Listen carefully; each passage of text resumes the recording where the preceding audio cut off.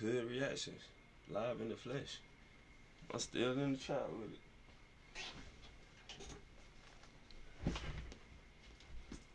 Where my lighter at, bro?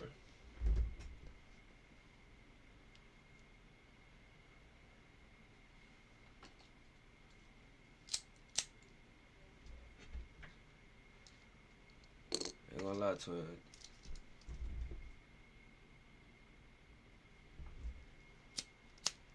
Shit, we finna get to some reactions. I was just finna fire this bitch up right quick. I don't even know what strain this shit is. I just got a couple notes from my mama, fool.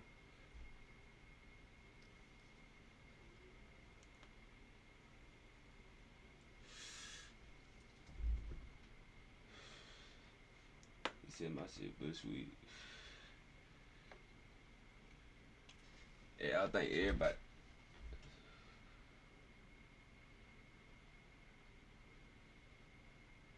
I ain't gonna lie, fool. Say I. What's your poodle? Everybody can vouch for it. You can come smoke with me, goddamn. We can smoke on stream. I do not smoke no bullshit. Crazy, man.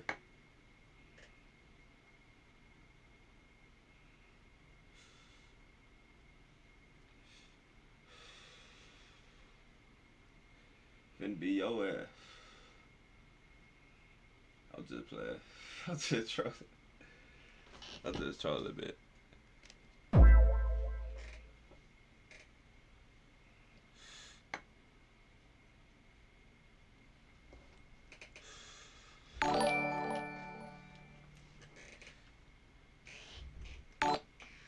Appreciate the follow, gang. I don't know why that bitch played twice.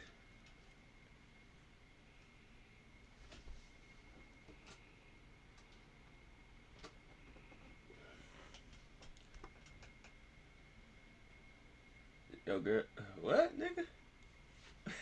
What? You gonna be a star one day, I can feel it on God, for real. Damn, appreciate that game, bro. You just, damn, bro. Put a smile on my face, bro.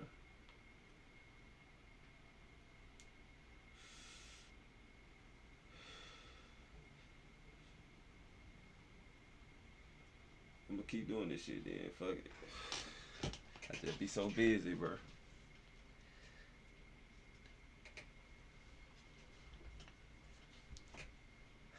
But I was lying though. I do got a Tesla. My shit on. I got a YouTube video. Jaiblazeup files. Y'all go watch the video. If you ain't 18 and up, then your ass probably ain't gonna be able to watch the video. But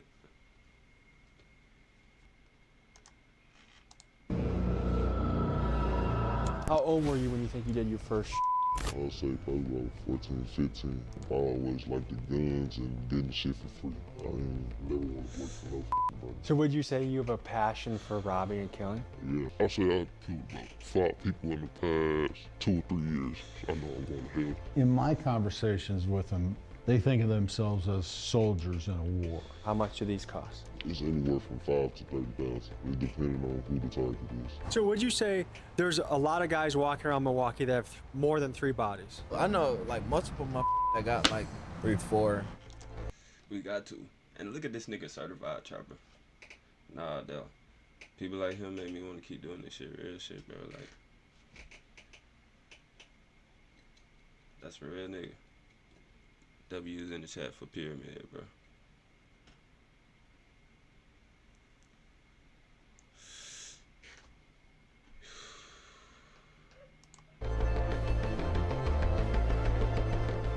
The FBI defines a serial killer as someone who has murdered 3 or more people. When we hear that, we traditionally think of white dudes like Jeffrey Dahmer or John Wayne Gacy that do freakish things to their victims. But after spending time in some of the most dangerous neighborhoods across America, I've developed a theory. I think there are many active serial killers in the country right now, and most of them are gangsters operating out of the hood. I mean, you've heard of them. The shooter, the guy that loves spinning the block. We hear about them in rap music all the time. And today, we meet with a guy who claims to be a hood hitman who engages in the business of murder for hire. And after months of FaceTiming with him, seeing him with new ghost guns nearly every time we speak, and hearing the details about hits that I feel only an insider would know, I suspect this guy might be for real. So join me Today, as we step into the How though, bruh? How?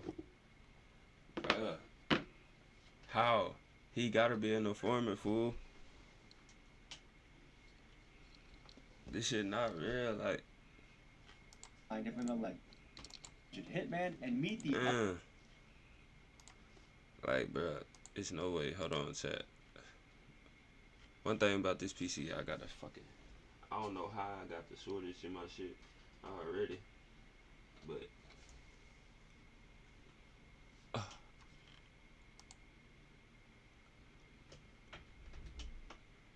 I thought we was over it. But back to what I was saying, I don't know how I got a shortage in my shit already. It's crazy, and it would be the fucking mic.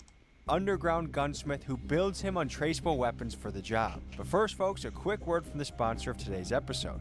Folks, news in my neighborhood recently broke that a burglary ring is operating for about $1 a day. Cameras are seen through a bunch on the phone. I think they're real at what they say they do, but we're gonna figure that out together on this journey. Let's get them. He talking about let's get him. What's up, fellas? What do you go by? Got it. What do you got there? You know, just MVP with a switch on it. How do you guys feel about doing this interview? Yeah, let's do it. We're finna see what's going on. I guess my first question is, what made you guys interested in doing an interview? Well, first of all, we want to spread the authentic news about everything. You know, it's a lot of fakers out here. What would you guys describe your profession as? I'm definitely a smacker. That's what we call it where I'm from. You know, I get paid to knock shit down, take a life, do whatever I gotta do. You want them dead, you call his phone. Where are you niggas?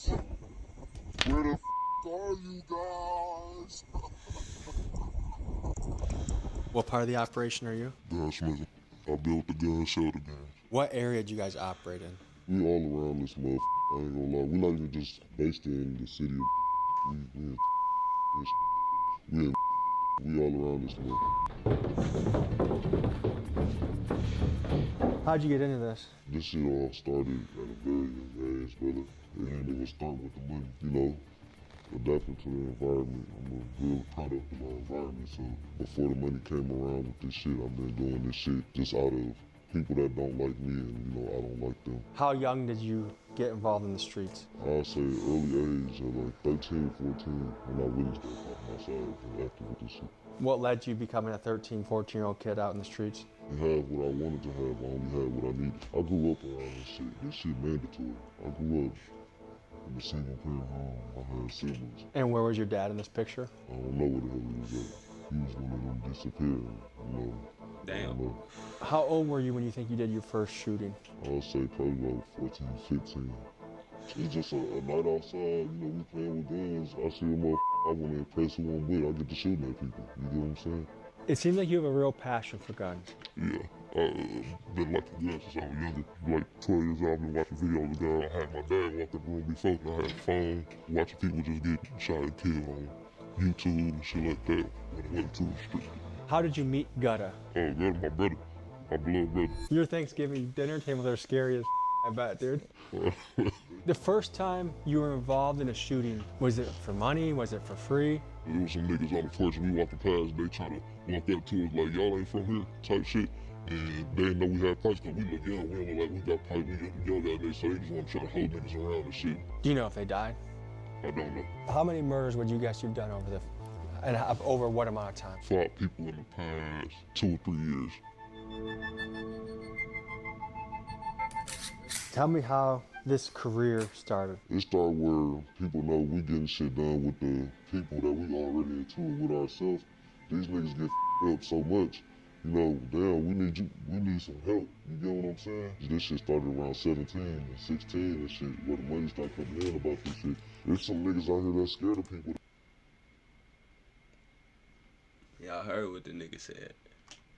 Niggas getting fucked up so much, they start paying these niggas to come help them kill some niggas. Into it with. There's some niggas that's out here not trying to run into them people. They scared of jail. They don't know how to get away with shit. I'm gonna do that. You know what I'm saying? We doing this shit. No devices in the car. We covering up. We doing every make every precaution we gotta make. How do you know who it is that you're taking out? I did a real good study of details before I go out there and just start with people. You know, my innocent bystanders for no reason. They ain't the ones that paid for it. Mostly, are you taking out other street dudes? Yes, that's 99%. Tell me about your first murder for hire. I think I was like 17, 18. I got 6 bands out of it. Is there a particular hit you remember very well? On the where some niggas, I had sold a guy too, they ain't want it. So he was like, I want my money back. And I'm like, no, I don't do refunds and nothing like that. And so he got snake talking shit on the phone when they told that up. How many guys like you think there are in each hood around America? Bro, it's real normal where we grow up at. I know niggas that never got on social media a day in their life, man. Jersey numbers 10, 15 bodies for no reason, you know what I'm saying? The number you just threw out, what kind of time span are we talking about? Yeah. How do you prepare before you go out there? As soon as they tell me who it is, I do my research for about a day or two. And I'm doing all type of Facebook investigations, Instagram investigations. I'm gonna see exactly what the fuck it is before I come over there. In this city, we see cap niggas. They got all your information on there from when you got locked up.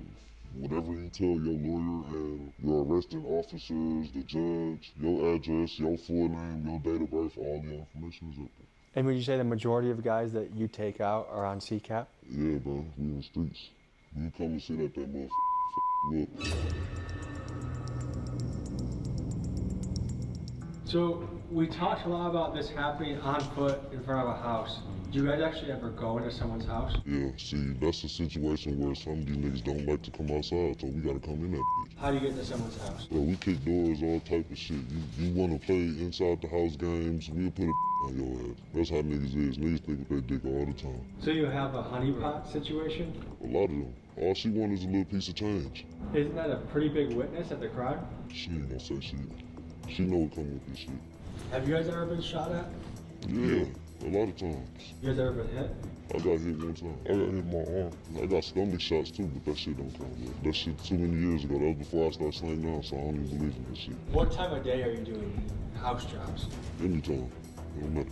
As soon as the money clear, we in route. But what makes you do that rather than, say, become a welder? Bro, I'm a fella, bro. I can't do all that shit. And then I ain't have a passion for all that shit growing up. I always liked the guns and getting shit for free. I ain't never want to work for no body. So would you say you have a passion Nigga, for you robbing still and working killing? for somebody. Yeah, I started robbing at like For somebody. 12 years old. Damn. I still do it to this day, brother. I was stealing out the store when my mama was shopping and shit. That's 8-year-old shit. And did your mom encourage that? Hell no, my mama was strict as hell. She don't like none of this shit I do. Can you give us an estimate of how many murder scenes you think you've seen in your career? Hundreds and hundreds. What is the legal definition of a serial killer? A serial killer is a person that kills in a series and not as opposed to like a mass murderer who walks into a school or a church and shoots as many people as they can. How many bodies does someone have to be considered a serial killer? You know, I would say that you have to have more than 2 That's or what 3 I'm saying, or 4. bro. Like, the nigga still working for somebody, bro. It's like, what? And that nigga got paid 60. Never mind, bro. So this is one of those stories that's really hard to verify. Fentanyl dealers, hey, send me the fentanyl. I can see it on FaceTime. It's easy. Every time I call this guy, he has a new ghost gun. The last time I called him, he had a rapper's chain that he had, I guess, stolen by force at gunpoint. So he definitely does shit. The question is, are his numbers inflated? So we're gonna talk to some street guys that I think can give us some clarification that maybe this guy's legit, maybe he's not, because I really don't know in this story. Many men wish death on me. What's up, big dog? Nike take the today. Mm-hmm. What's up, Jay Grits? How you doing, brother? Good to meet you. Okay, you said it before. How did you label yourself? Street nigga. I wanted to get a couple Street nigga. You can say opinions. nigga. No, I can't. But I wanted to get a couple opinions on this alleged hitman that I've met. If someone wants someone dead, does it make sense to go outside of your clique and ask someone that you don't even know to You bring know what you I'm in? saying? That's what I was saying more than like the personal relationship shit. Like they have to really know each other to even put that trust and say, "Oh, I trust bro And to I go," feel like you gonna really and pay not tell on me. because niggas can't keep their mouth shut anyway. So nigga know about Yeah, no. So the chance of someone keeping their mouth shut for 10, 15 plus murders is very unlikely. I ain't never seen shit like that. Like here, like, I done seen niggas get 5 and over the course of 20 years. Do you know that to be considered a serial killer, that means 3 bodies or more? So would you say there's a lot of guys walking around Milwaukee that have more than 3 bodies? I know like multiple motherfuckers that got like 3, 4. What to you are the key parts of having a successful mission? You can't have your identity shown. Wear some outstanding shit like wear a wig or some shit. Wear big ass saggy clothes or some shit like that. Ride the block, see who in it. I get out the car down the street.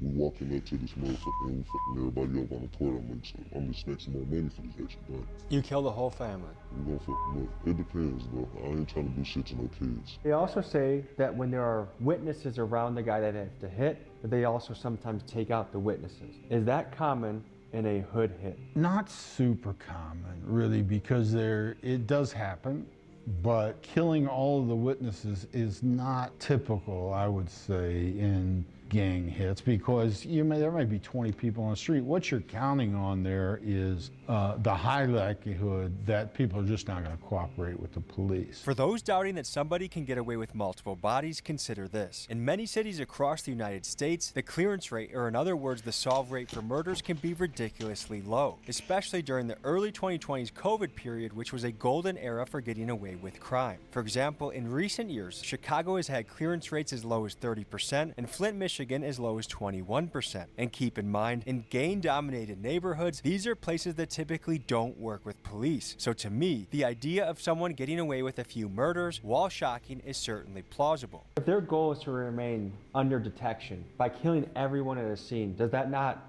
put them at the top of the food pyramid for priority for police? Absolutely, for sure. Let's go further into their tactics. They say they also outfit their guns with switches when they do that. Is that a good tactic or a dumb tactic? Unless they've gotten military training and know how to handle an automatic weapon, it usually doesn't work out that great for them, you know what I mean? Automatic weapons are a lot more difficult to deal with than people think. You can do a lot of damage quickly.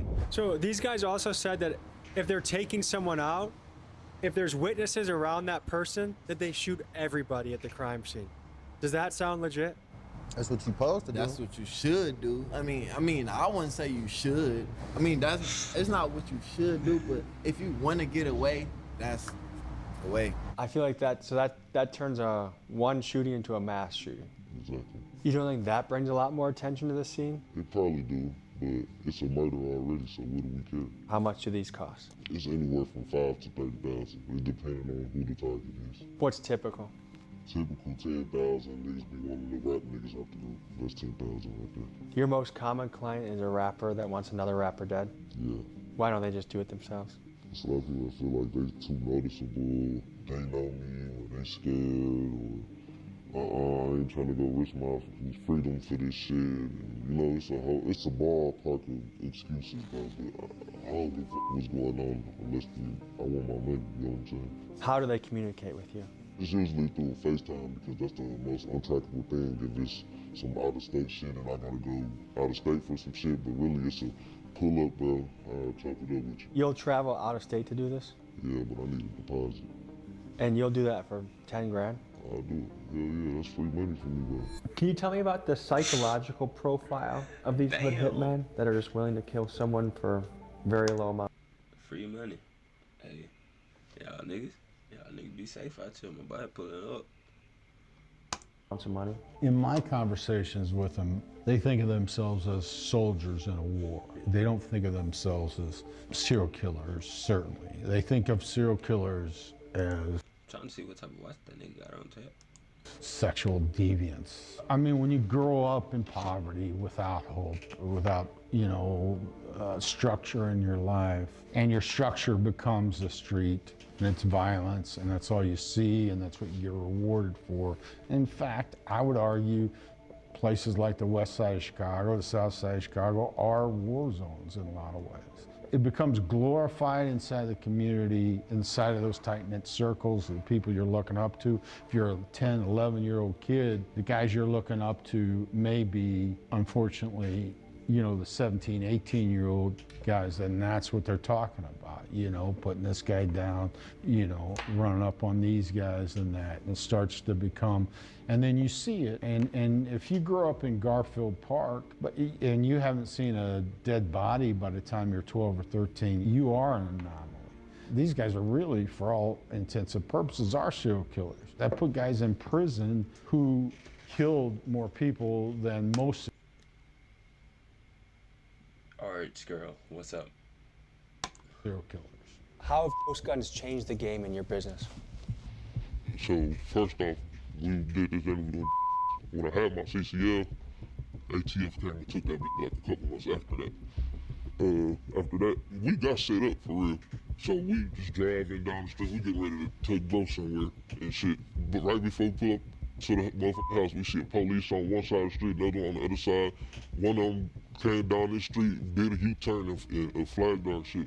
We pull over, and they ass hop out. We trying to hide guns and shit, but couldn't hide them. I mean, if it's on your side of the car, they gonna put that bitch on you, type shit. It was people in the back seat and in the front, so we couldn't really hide the guns well. They took us to jail and shit. They took one of the guns they thought was a rare gun. It was an M&P with a switch. That motherfucker was legal. They ended up letting me out like a few days to a week afterwards. They kept the gun and shit. They ain't trying to release no guns to me. And right now the site that I got the FRT from, they ain't selling them no more until the ATF like investigate the device, how it worked for real. But the ATF connected a lot of guns that were used in murder weapons to you? Yeah, I had a lot of guns out there in my name. I got at least over 1,000 guns in my name out there in Texas. What would you do with a gun after a hit? Immediately sell it. It'd be posted before the shit even happened. I'll have motherfuckers lined up for like the next day or the same day, and it'll already be sold. They also say they ditch guns in bodies of water, or they break the guns down, scramble the parts, and resell the different assembled guns to YNs. Do you think that is a good strategy to get rid of the guns? Getting rid of a gun in bodies of water or whatever is generally a good strategy. Reusing them is a less of a good strategy because, you know, you always run the risk that there's maybe some common denominator with a piece that is led back. You know what I mean? What do you think is unique about your approach that has allowed you to stay away from law enforcement? Bro, I done got investigated for this shit before, multiple times. But like I said, the phones and the motherfucking hidden identities and camera actions and shit like that, that'd be the thing, bro. What do you mean by hidden identities and camera actions? Like, don't catch yourself on fucking camera, you know, stupid. And then, when you do this hit with this outfit, you never wear it again. And like, I always tell people you wear a different size shoe as you run away from a crime. Forensics, they taking down every detail possible. DNA, shoe sizes, you know what I'm saying? The guys I'm interviewing say they use ghost guns that they mill themselves, which we watch them do. They never touch the body of their victim. They sometimes wear shoes that are different sizes to each crime, and they never carry a cell phone during the crime. How would you grade their killing strategy? That's a good strategy. You're taking a lot of the forensic stuff out of it, right? Cell phone towers now have been for a long time. If you can track a suspect's cell phone to a scene, that's really good circumstantial evidence. This man is an informant. This is confirmed. Informant. Tommy G is an informant. All you young niggas. All you gotta do is just go to Tommy G YouTube, bro. I ain't gonna lie, bro. He's claiming that, but it's just crazy how the fuck this man. First off, these niggas dumb as fuck anyway, like. But to each his own, bro. To each his own. Based on other factors, weapons, all of that, you know, if all of that is true, then yeah, but you could read that in a book, you know what I mean? You know, I've traveled to a lot of different types of people, cultures. I've pretty much seen it all in the United States. One observation I've had is that backdooring, you don't find it anywhere else more than in a black hood. People willing to kill each other, willing to rob their friend for like the lowest amount of money. Like you don't see that in Asian neighborhoods, you don't see that in white neighborhoods. What do you think that is? You wanna know something that's crazy? I'm gonna bring up an example. Every time I went to jail and shit, like, if you observe, when the black people come in, the other black people looking at them some type of way, trying to find out, oh, this nigga a rat, this nigga a snitch, I'm on his ass, I'm gonna take something from him, this and that. When the white people come in, they greet their people, they all together chilling. When the Mexican people come in, hey, you good, they help them with their shit, everybody chilling. I really feel like with black people, it's a jealousy and everything. We always got AR-15s, micro AR-15s to be specific, we ain't have no little big ass guns. Why is that? It's the easiest to get around with. It's concealable. How many Bro, the nigga didn't even answer the question, bro. I ain't gonna lie. guns do you think you've sold in your life? Definitely over 3,000. But he did make a point, though, so. So you know your way around guns. Yeah, for sure. If a gun you sell is used in a hit, what do you think about it? Some are using a hit. I wouldn't say. I'll say about, if it, just an estimate, if it was about 3,000 guns I sold, I'll say about at least 500-600 was used. Because of time constraints, we cannot show this full video on YouTube. But if you would like to see this whole video, raw and uncut on Patreon, use code AR15 for 50% off your first month on the site. Thank you and enjoy. Now back to the episode. We saw with our own eyes ghost guns and the milling of those guns. Do you think that alone suggests these guys have some level of experience in something nefarious? Yeah, I mean, they have other factors. Like, I mean, could just be trying to impress you, right? But beyond that, they may be selling bullshit guns, right? They may be convincing people that these are really, something special. So it could be a scam, but it also may be an active thing that works. So they make these guns to sell them. It sounds like you could literally not give a shit if this ends up being a weapon that someone uses to kill someone with. No. There's many weapons out there. The government sell weapons that kill people. It just depends on the person. It feels like you kind of have a cold heart towards the world. Uh, Do you believe in heaven or hell? No. Are you scared of going to hell? No. I told my mama many times, I know I'm going to hell. Why do you say that? Because I know a lot of the shit that I did will lead me there. Do you have any fear of prison? I'm not going to prison. I'd rather bang it out with the police. I'm going to be reborn, so. How old were you when you saw your first dead body? 14. And your home life at this time was all right? Yeah. But you weren't being abused? Nope. There wasn't any man in the house beating the shit out of you? Nope. A lot of people look at the impact of drill rap on culture and they say that it's a cancer, that it's leading to so many murders and deaths and shootings and poverty and fucked up situations. Do you think drill rap is a negative impact on our society? Hell yeah, bro. That shit play a big ass part because everybody want to fit in, bro. If a mom gets killed, if a kid gets killed, an accountant gets killed, and a super street guy gets killed, the super street guy is less prioritized simply because he's not as innocent. If this is the murder guy, he's a really bad guy.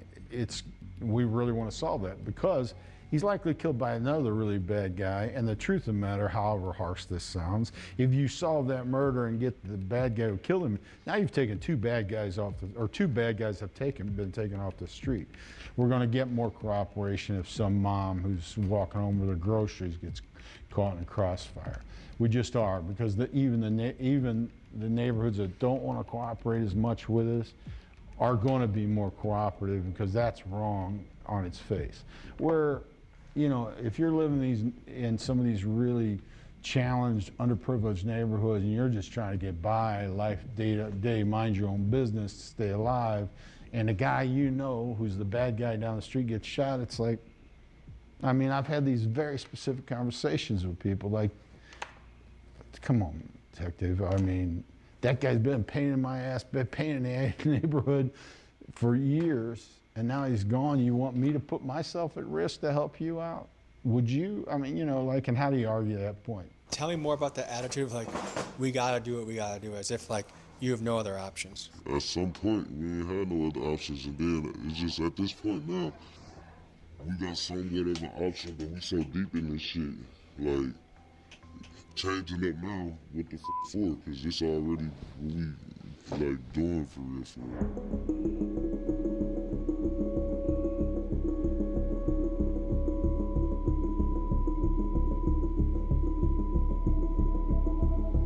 So your neighbors must hear a lot of strange noises coming from your house. Yeah, probably. Yeah.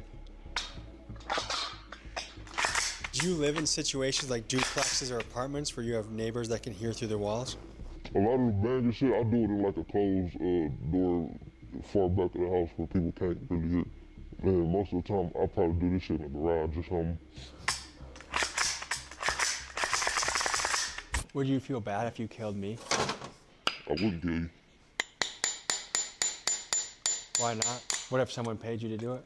I'll kill them for trying to pay to do it. My dog. So obviously we don't want anyone to die in the filming of this video, so we're gonna do a recreation. I asked them to simulate what does a real life call look like if you're negotiating a hit.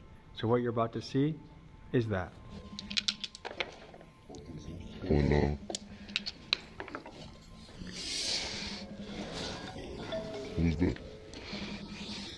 Yo, what I was finna say, hey, I got a big move going on, man. There's a lot of money on the floor right now. I need y'all to meet me at this big house. All right, bet. So what's the way? We on the way. All right, bet. Make y'all wait. Be there in like 5 minutes. Yeah, now we go. What's that word, brother? Yo, brothers. What's going on? You chillin', man. Who you talking about today? Man, I got action for you boys, so, shit. I've been getting this nigga name, shit, dick. This nigga been running off and shit, though.